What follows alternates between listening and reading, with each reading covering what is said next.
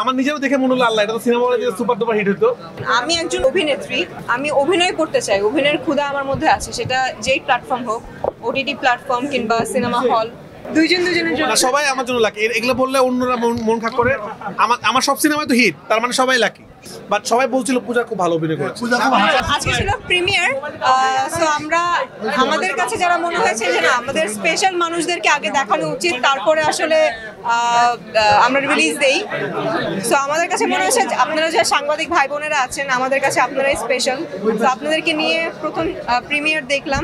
সাধারণত আমার জানা মতে আমি দেখিনি যে একটা ওয়েব সিরিজের প্রিমিয়ার হয় এবং ডিরেক্টর এত সাহস করে দেখায় যে আগে প্রিমিয়ারে দেখিয়ে ফেলি। সো এটা অনেক বড় একটা সাহস। তো আপনাদেরকে নিয়ে দেখলাম, বাকিটা আমি আসলে জানতে পারবো কিংবা দর্শকদের ফিডব্যাক জানতে পারবো 2 তারিখে। সো সবাইকে বলবো, দর্শকদেরকে বলবো 2 তারিখে বঙ্গতে সাবস্ক্রাইব করে 30 টাকায় দেখে নিন ব্ল্যাক মানি। ওয়েব সিরিজ আমার অনেক দিন বানানোর প্ল্যান ছিল, তো বানানো হয় না আমার। তো আমার মনে হলো যে একটা ডার্ক কমেডি সিরিজ বানাই। আমার কাছে বাংলাদেশে যে সিরিজগুলো একটু বেশি হচ্ছে, একটু সিরিয়াস, আমি নিজেও এর আগে যা বানিয়েছি ওয়েব ফিল্ম একটু সিরিয়াস প্যাটার্নের। তো আমার কাছে মনে হচ্ছিল যে আমি একটা ভারী কনসেপ্টকে একটু সহজভাবে মানুষকে দেখাতে চাই, সেজন্যই ব্ল্যাক মানি বানানো। এই গল্পটা মনে দিন আগেই লিখেছিলাম এবং গল্পটা লেখার সময় মনে হচ্ছিল যে এটা আসলে সিরিজের গল্প।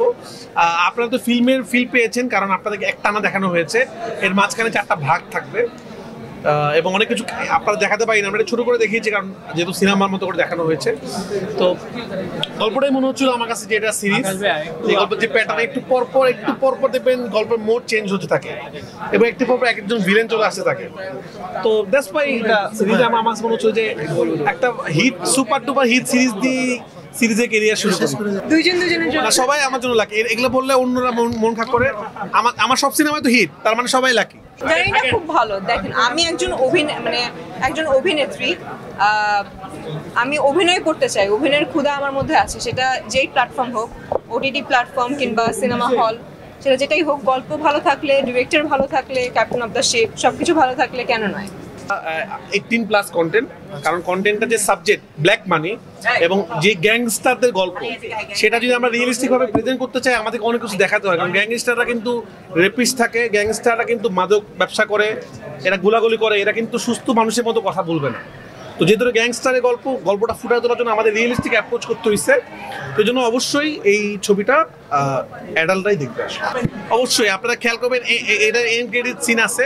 যদি সারা পাই, মানুষ যদি চায়, অবশ্যই এটা সেকেন্ড পার্ট বানাবো। কিন্তু তারপরে এটা কি বড় পর্দার জন্য হবে কিনা? না, বড় পর্দার জন্য যখন দেখেছি এটা কোনো অংশে মনে হয়নি যে মানে ওটিটি কিংবা ছোট পর্দার জন্যই। এটাই সার্থকতা আসলে, মানে ওরকম ভাবে বানায় নাই। আমরা ওয়েব সিরিজটাকে আমরা বানানোর চেষ্টা করেছি। আমরা দেখলাম যে সাধারণত যখন প্রিমিয়ারগুলো হয়, আপনারা সিনেমা দেখেন, আপনারা বাইরে আসেন, ইন্টারভিউ নেন। আজকে আমি দেখলাম যে সবাই বসে আছে এবং আমি শুনতেছি যে কেউ বের হচ্ছে না, বলতেছে মিস করে ফেলবো আসলে। তার মানে আসলে আমরা মানুষকে ধরে রাখতে পারবো না। দর্শক বললো, আমার নিজেরও দেখে মনে হলো আল্লাহ এটা তো সিনেমা হলে সুপার ডুপার হিট হতো। যাই হোক, সব কিছু সিনেমা হলে দেওয়া যাবে না, মানুষকে ঘরেও সিনেমা দেখাতে হবে। আর আমার সিনেমা যেহেতু কোরবানিতে আসে, কোরবানি পর্যন্ত ওয়েট করুক, কোরবানিতে আসবে। বাট সবাই বলছিল পূজা খুব ভালো অভিনয় করেছে।